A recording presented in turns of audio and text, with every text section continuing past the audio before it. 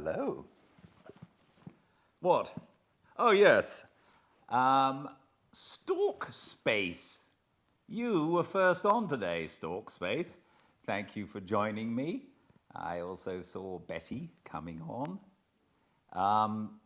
And I have got some strange clothes on today. There's one article of clothing that has remained the same throughout the reading. I wonder what that is. It is not my underpants. It is something else, and visible. More visible to Instagrammers than YouTubers. I'm an actor, and I'm an audiobook narrator, and I'm also a fireside reader, as you all know. And as an actor, I played a part called Giles on the TV show Who Done It, which was a sort of strange hybrid between a reality show and a TV show. And I played the host of it, a butler called Giles, who dressed not dissimilarly to this, who talked not dissimilarly to this. And I had to do a few Giles things just now, and so I thought, why don't I keep the same clothes on rather than rush to change them? And here I am, for Fireside Reading, dressed like a butler. I'm very glad you've joined me. Since the lockdown, I've been reading a chapter a day of Great Expectations, and many of you have joined me, have found it. It's also available on YouTube at Fireside Reading, and I'm so grateful for you joining me because I really enjoy doing this, and so much so that I told you yesterday I'm going to do another book after this, and I've decided that the book I'm going to do is The Hound of the Baskervilles. It's actually the book that I read to my father when he was not very well. I think I probably relayed that story many years ago. I read it to him in front of a fire. It's Conan Doyle's, probably his most famous Sherlock Holmes book, and it'll be fun. It's a lot shorter than Great Expectations, and I even have an idea of what I might do after that. So hopefully we'll be out and about, but I'm enjoying this so much that I'm going to continue, and if you continue and want to continue, that would be wonderful. So, today, things are really hotting up. We are at chapter 54, and in chapter 53, which was quite thrilling, Pip was captured by Orlick. He tied him up, and we thought it was curtains for Pip, but at the last moment, Herbert and Startop and, strangest of all, Trabb's boy saved him. Orlick ran away. They managed to get back to London, and in London, after a very sleepless day and night, it was the time for them to go get Magwitch and take him out of the country. The way they've decided to do that is that they will row him up the Thames, down the Thames, and will meet a steamer, a packet steamer, going to Hamburg. And they'll flag the steamer down, and they'll get Pip and Magwitch aboard, and they'll be safe out of England, because Magwitch is a wanted man and actually returned from the colonies. So if he gets caught, it's curtains for Magwitch. So thank you for joining me to a fireside reading of Great Expectations, chapter 54. It was one of those March days when the sun shines hot and the wind blows cold, when it is summer in the light and winter in the shade. We had our peacoats with us, and I took a bag. Of all my worldly possessions, I took no more than the few necessaries that filled the bag. Where I might go, what I might do, or when I might return were questions utterly unknown to me, nor did I vex my mind with them, for it was wholly set on Provis's safety. I only wondered for the passing moment, as I stopped at the door and looked back, under what altered circumstances I should next see these rooms, if ever. We loitered down to the temple stairs and stood loitering there as if we were not quite decided to go upon the water at all. Of course, I had taken care that the boat should be ready and everything in order. After a little show of indecision, which there were none to see but the 2 or 3 amphibious creatures belonging to our temple stairs, we went on board and cast off, Herbert in the bow, I steering. It was then about high water, 8:30. Our plan was this. The tide beginning to run down at 9 and being with us until 3, we intended still to creep on after it had turned and row against it until dark. We should then be well in those long reaches below Gravesend between Kent and Essex, where the river is broad and solitary, where the waterside inhabitants are very few, and where lone public houses are scattered here and there, of which we could choose one for a resting place. There we meant to lie by all night. The steamer for Hamburg and the steamer for Rotterdam would start from London at about 9 on Thursday morning.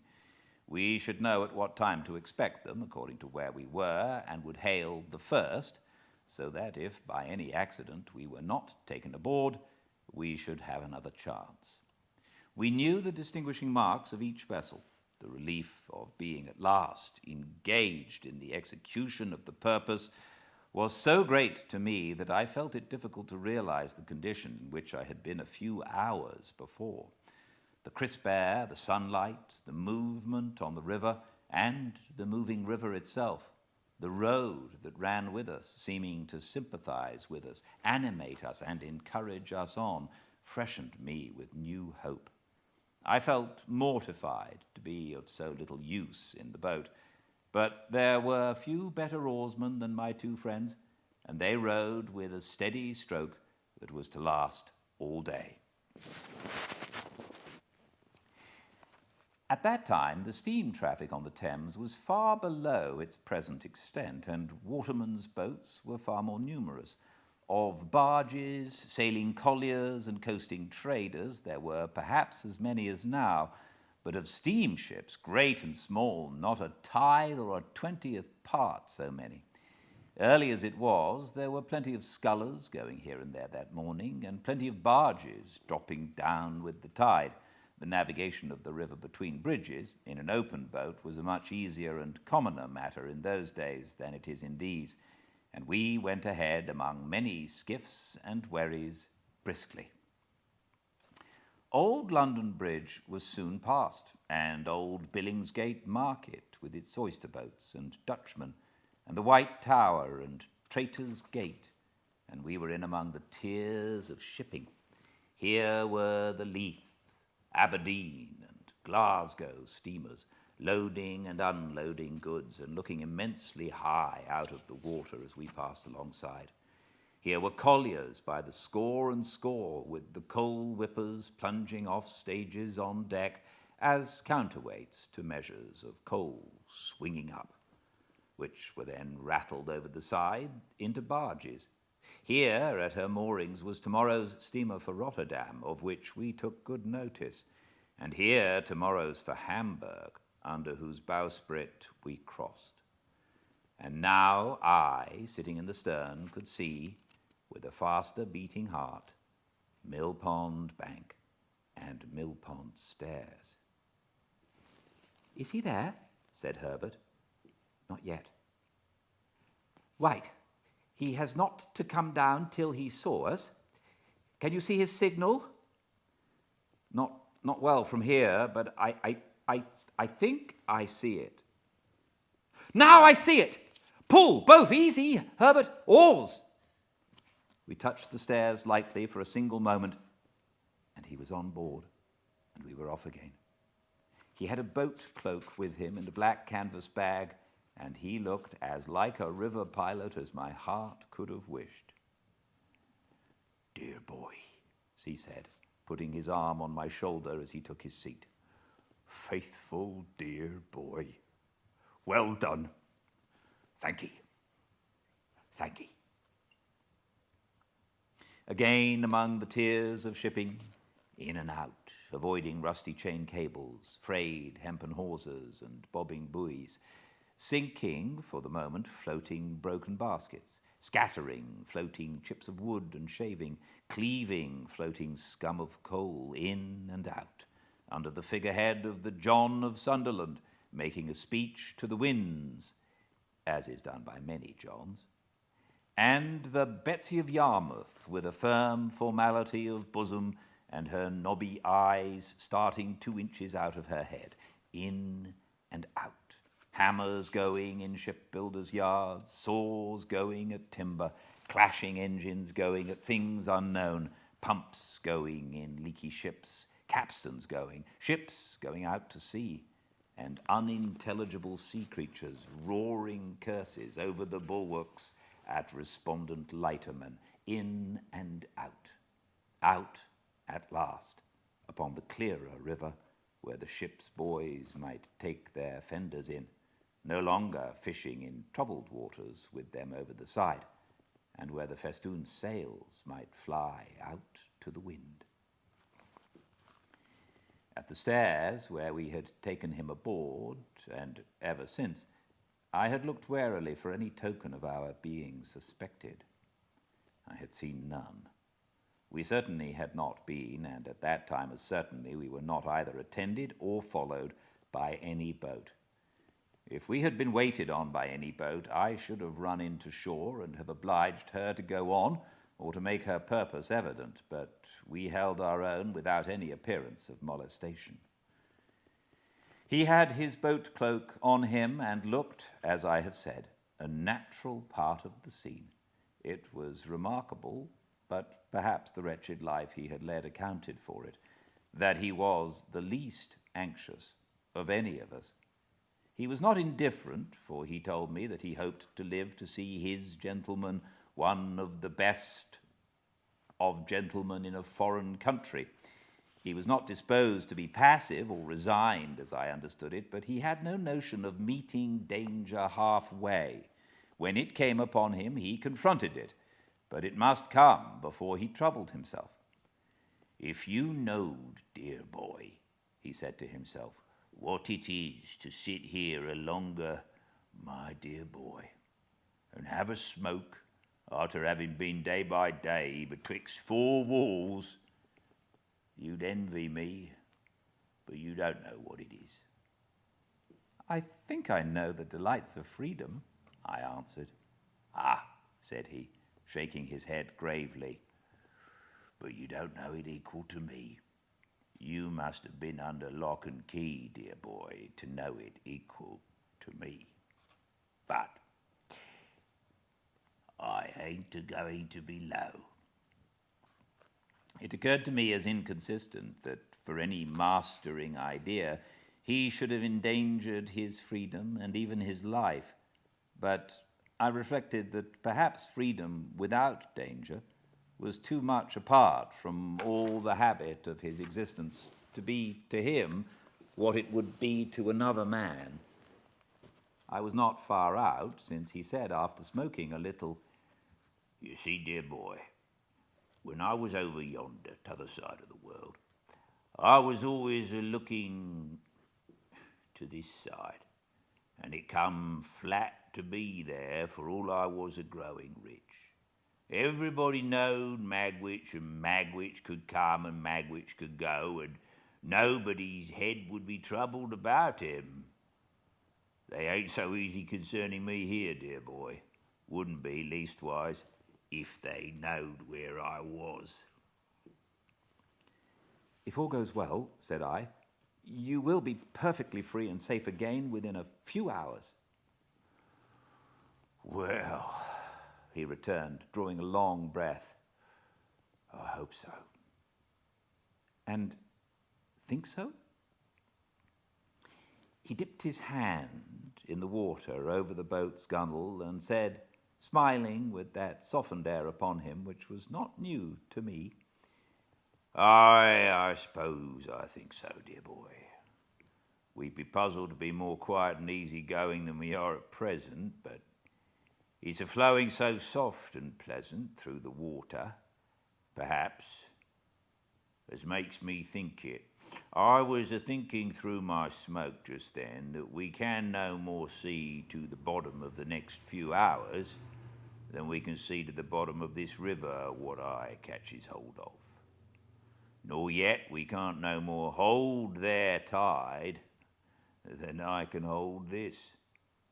And it's run through my fingers and gone, you see, holding up his dripping hand. But for your face, I should think you were a little despondent, said I. Not a bit of it, dear boy. It comes of flowing on so quiet, and of that there rippling at the boat's head, making a sort of a Sunday tune. Maybe I'm a-growing a trifle old besides. He put his pipe back in his mouth with an undisturbed expression of face, and sat as composed and contented as if we were already out of England. Yet he was as submissive to a word of advice as if he had been in constant terror.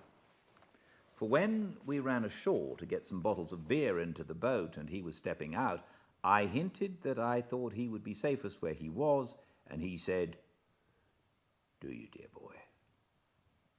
and quietly sat down again. The air felt cold upon the river, but it was a bright day, and the sunshine was very cheering. The tide ran strong. I took care to lose none of it, and our steady stroke carried us on thoroughly well. By imperceptible degrees, as the tide ran out, we lost more and more of the nearer woods and hills, and dropped lower and lower between the muddy banks. But the tide was yet with us when we were off Gravesend. As our charge was wrapped in his cloak, I purposely passed within a boat or two's length of the floating custom house, and so out to catch the stream, alongside of 2 emigrant ships, and under the bows of a very large transport with troops on the forecastle, looking down at us. And soon the tide began to slacken, and the craft lying at anchor to swing, and presently they had all swung round, and the ships that were taking advantage of the new tide to get up to the pool began to crowd upon us in a fleet, and we kept under the shore as much out of the strength of the tide now as we could, standing carefully off from low shallows and mudbanks.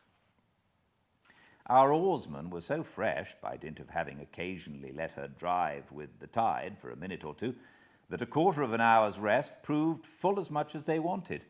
We got ashore among some slippery stones while we ate and drank what we had with us and looked about. It was like my own marsh country, flat and monotonous, and with a dim horizon, while the winding river turned and turned, and the great floating buoys upon it turned and turned, and everything else seemed stranded and still.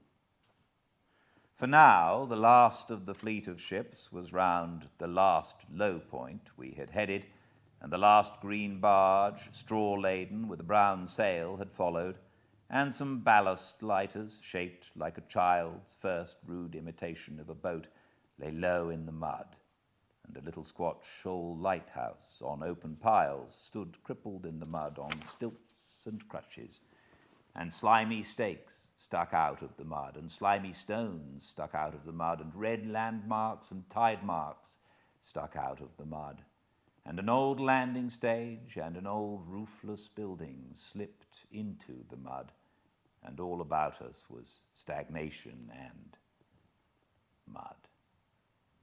We pushed off again and made what way we could.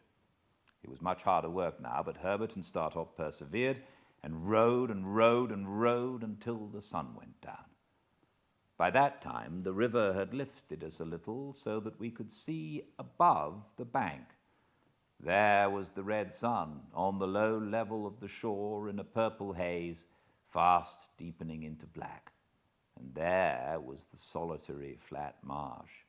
And far away, there, were the rising grounds between which and us there seemed to be no life, save here and there in the foreground a melancholy gull. As the night was fast falling, and as the moon, being past the full, would not rise early, we held a little council, a short one, for clearly our course was to lie by at the first lonely tavern we could find. So they plied their oars once more, and I looked out for anything like a house. Thus we held on, speaking little, for 4 or 5 dull miles. It was very cold, and a collier coming by us with her galley fire smoking and flaring looked like a comfortable home. The night was as dark by this time as it would be until morning, and what light we had seemed to come more from the river than the sky, as the oars in their dipping struck at a few reflected stars. At this dismal time, we were evidently all possessed by the idea that we were followed. As the tide made, it flapped heavily at irregular intervals against the shore, and whenever such a sound came, one of us would start and look in that direction. Here and there, the set of the current had worn down the bank into a little creek, and we were all suspicious of such places, and eyed them nervously. Sometimes, "What was that ripple?" one of us would say in a low voice, or another, "Is that a boat yonder?" And afterwards, we would fall into a dead silence, and I would sit impatiently thinking with what an unusual amount of noise the oars worked in the thowels. At length, we descried a light and a roof, and presently afterwards ran alongside a little causeway made of stones that had been picked up hard by. Leaving the rest in the boat, I stepped ashore and found the light to be in a window of a public house. It was a dirty place enough, and I dare say not unknown to smuggling adventurers. But there was a good fire in the kitchen, and there were eggs and bacon to eat, and various liquors to drink. Also, there were 2 double-bedded rooms, such as they were, the landlord said. No other company was in the house than the landlord, his wife, and a grizzled male creature, the Jack of the little causeway, who was as slimy and smeary as if he had been low water mark too. With this assistant, I went down to the boat again, and we all came ashore, and brought out the oars and rudder and boat hook and all else, and hauled her up for the night. We made a very good meal by the kitchen fire, and then apportioned the bedrooms. Herbert and Startop were to occupy one, I and our charge the other. We found the air as carefully excluded from both as if air were fatal to life, and there were more dirty clothes and band boxes under the beds than I should have thought the family possessed. But we considered ourselves well off notwithstanding, for a more solitary place we could not have found. While we were comforting ourselves by the fire after our meal, the Jack, who was sitting in the corner and who had a bloated pair of shoes on, which he had exhibited while we were eating our eggs and bacon, as interesting relics that he had taken a few days ago from the feet of a drowned seaman washed ashore, asked me if we had seen a 4-oared galley going up with the tide. When I told him no, he said she must have gone down then, and yet she took up 2 when she left there. "They must have thought better on it for some reason or another," said the Jack, "and gone down." "A 4-oared galley, you said," said I. "A 4, said the Jack, "and 2 sitters." "Did they come ashore here?" "They put in with a stone 2-gallon jar for some beer. "I'd have been glad to poison the beer myself," said the Jack, "or put some rattling physic in it." "Why?" "I know why," said the Jack. He spoke in a slushy voice, as if much mud had washed into his throat.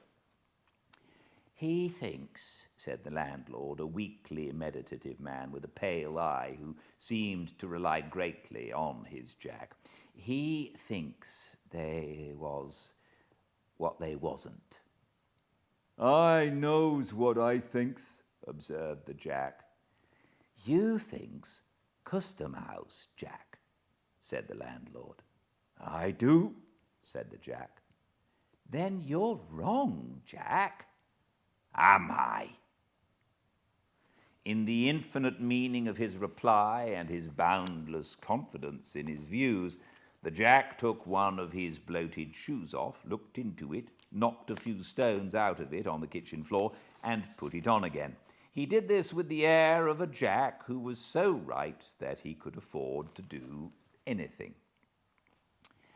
"Why, what do you make out that they done with their buttons then, Jack?" asked the landlord, vacillating weakly.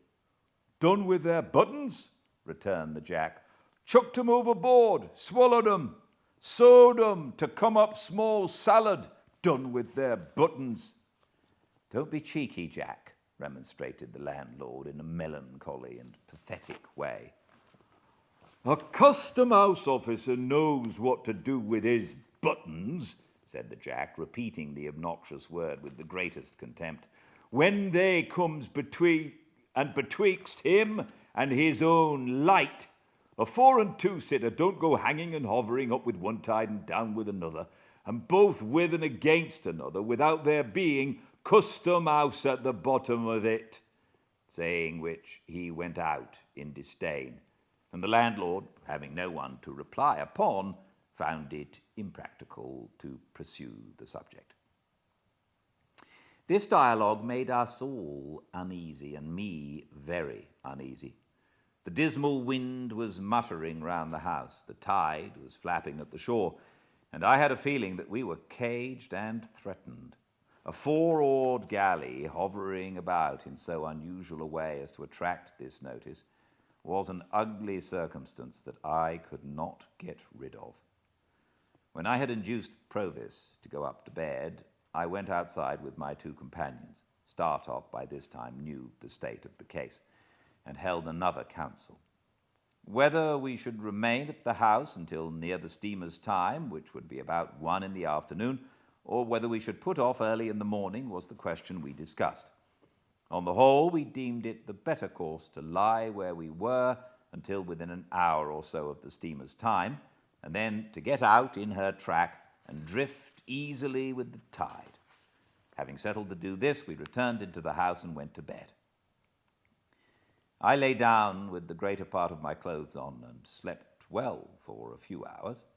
When I awoke, the wind had risen, and the sign of the house, the ship, was creaking and banging about with noises that startled me. Rising softly, for my charge lay fast asleep, I looked out of the window. It commanded the causeway where we had hauled up our boat, and as my eyes adapted themselves to the light of the clouded moon, I saw 2 men looking into her. They passed by under the window, looking at nothing else, and they did not go down to the landing place, which I could discern to be empty, but struck across the marsh in the direction of the north. My first impulse was to call up Herbert and show him the 2 men going away, but reflecting, before I got into his room, which was at the back of the house and adjoined mine, that he and Startop had had a harder day than I, and were fatigued, I forbore. Going back to my window, I could see the 2 men moving over the marsh. In that light, however, I soon lost them, and, feeling very cold, lay down to think of the matter, and fell fast asleep. We were up early, As we walked to and fro, all four together, before breakfast, I deemed it right to recount what I had seen again. Again, our charge was the least anxious of the party. It was very likely that the men belonged to the custom house, he said quietly, and that they had no thought of us. I tried to persuade myself that it was so, as indeed it might easily be. However, I proposed that he and I should walk away together to a distant point we could see, and that the boat should take us aboard there, or as near there as might prove feasible, at about noon. This being considered a good precaution, soon after breakfast he and I set forth without saying anything at the tavern. He smoked his pipe as we went along, and sometimes stopped to clap me on the shoulder. One would have supposed that it was I who was in danger, not he, and that he was reassuring me. We spoke very little. As we approached the point, I begged him to remain in a sheltered place while I went on to reconnoitre, for it was towards it that the men had passed in the night. He complied, and I went on alone. There was no boat off the point, nor any boat drawn up anywhere near it, nor were there any signs of the men having embarked there. But to be sure, the tide was high, and there might have been some footprints under water. When he looked out from his shelter in the distance and saw that I waved my hat to him to come up, he rejoined me, and there we waited, sometimes lying on the bank, wrapped in our coats, and sometimes moving about to warm ourselves, until we saw our boat coming round. We got aboard easily and rowed out into the track of the steamer. By that time it wanted but 10 minutes of 1 o'clock, and we began to look out for her smoke. But it was 1:30 before we saw her smoke, and soon afterwards we saw behind it the smoke of another steamer. As they were coming on at full speed, we got the 2 bags ready and took that opportunity of saying goodbye to Herbert and Startop. We had all shaken hands cordially, and neither Herbert's eyes nor mine were quite dry, when I saw a 4-oared galley shoot out from under the bank but a little way ahead of us and row out into the same track. A stretch of shore had been as yet between us and the steamer's smoke by reason of the bend and wind of the river, but now she was visible, coming head on. I called to Herbert and Startop to keep before the tide, that she might see us lying by for her, and I adjured Provis to sit quite still, wrapped in his cloak. He answered cheerily, "Trust to me, dear boy," and sat like a statue. Meantime, the galley, which was very skillfully handled, had crossed us, let us come up with her, and fallen alongside.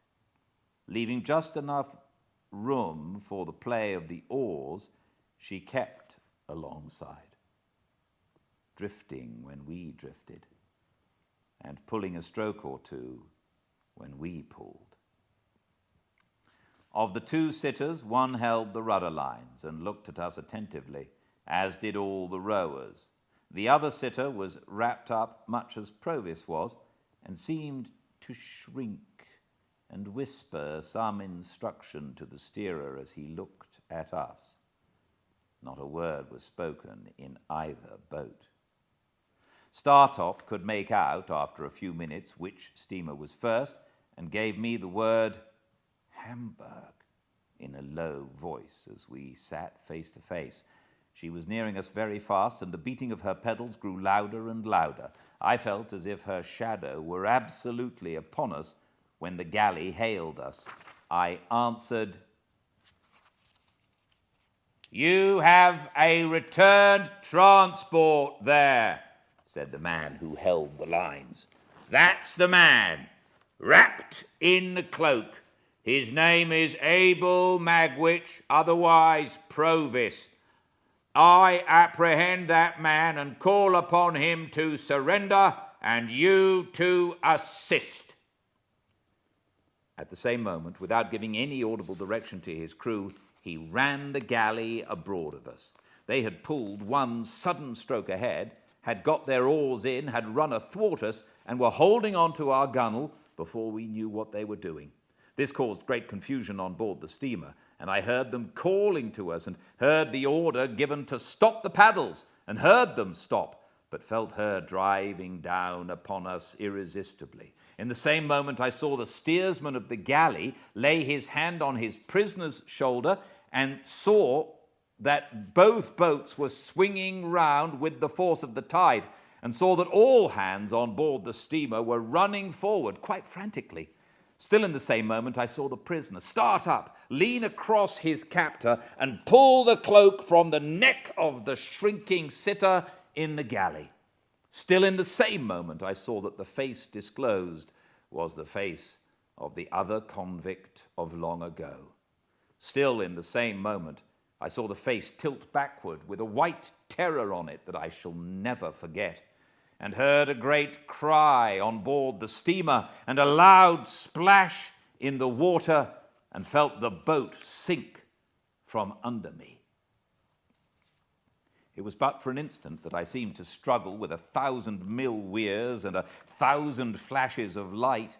That instant past, I was taken on board the galley. Herbert was there and Startop was there, but our boat was gone, and the two convicts were gone. What with the cries aboard the steamer and the furious blowing off of her steam and her driving on and our driving on, I could not at first distinguish sky from water or shore from shore, but the crew of the galley righted her with great speed, and pulling certain swift, strong strokes ahead, lay upon their oars, every man looking silently and eager at the water astern. Presently a dark object was seen in it, bearing towards us on the tide. No man spoke, but the steersman held up his hand, and all softly backed water and kept the boat straight and true before it. As it came nearer, I saw it to be Magwitch, swimming, but not swimming freely. He was taken on board and instantly manacled at the wrists and ankles. The galley was kept steady, and the silent, eager lookout at the water was resumed. But the Rotterdam steamer now came up, and apparently not understanding what had happened, came on at speed. By the time she had been hailed and stopped, both steamers were drifting away from us, and we were rising and falling in a troubled wake of water. The lookout was kept long after all was still again, and the two steamers were gone. But everybody knew that it was hopeless now. At length we gave it up and pulled under the shore towards the tavern we had lately left, where we were received with no little surprise. Here I was able to get some comforts for Magwitch, Provis, no longer, who had received some very severe injury in the chest and a deep cut in the head. He told me that he believed himself to have gone under the keel of the steamer and to have been struck on the head in rising. The injury to his chest, which rendered his breathing extremely painful, he thought he had received against the side of the galley.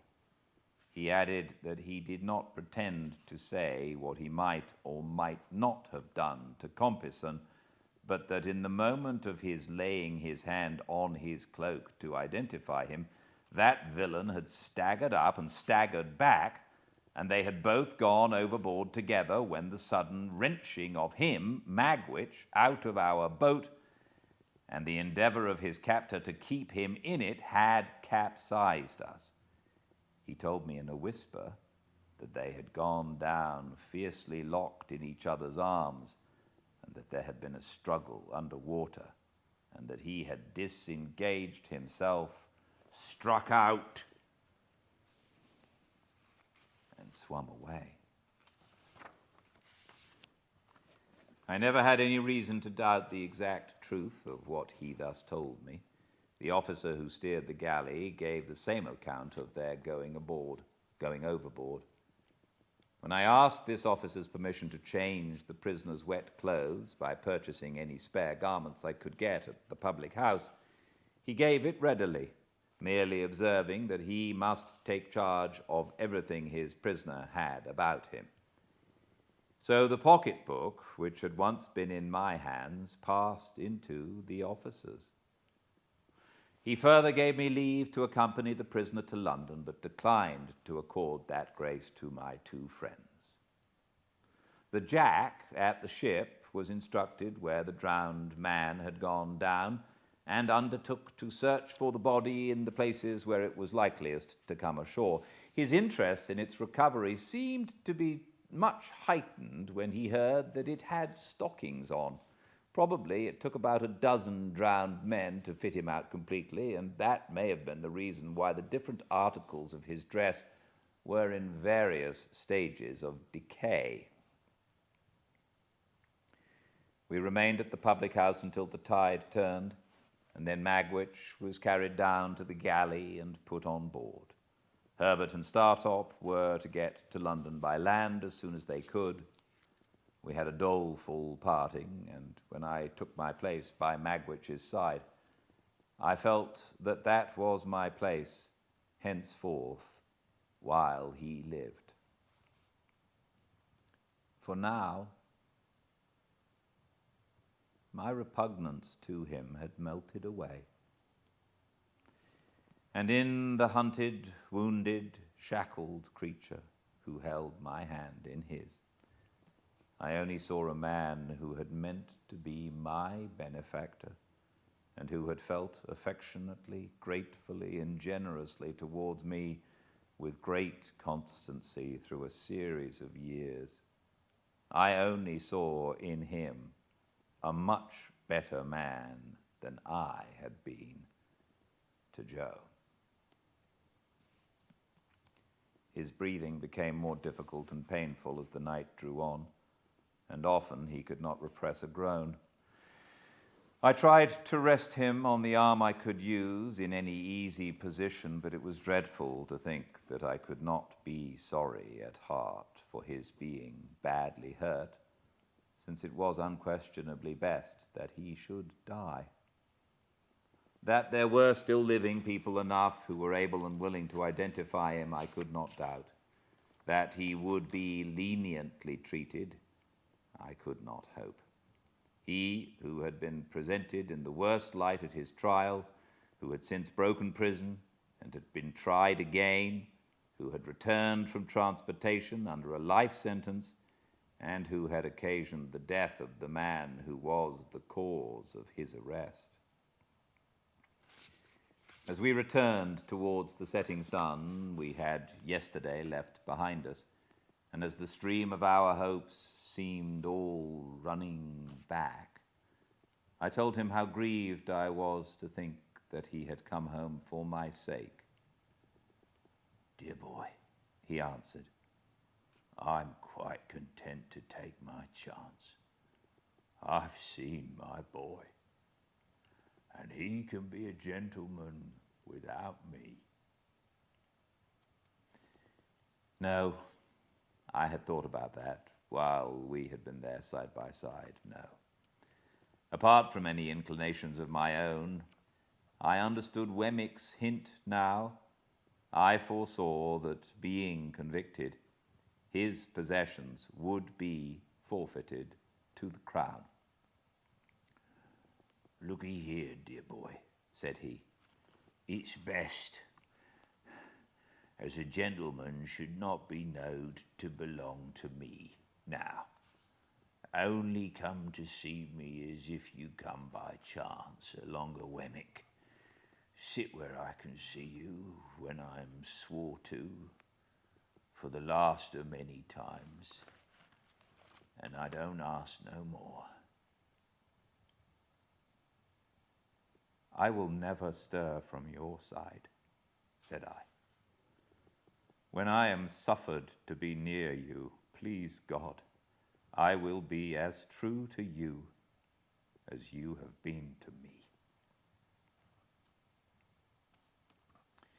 I felt his hand tremble as it held mine, and he turned his face away as he lay in the bottom of the boat. and I heard that old sound in his throat, softened now, like all the rest of him. It was a good thing that he had touched this point, for it put into my mind what I might not otherwise have thought of until too late, that he need never know how his hopes of enriching me had perished.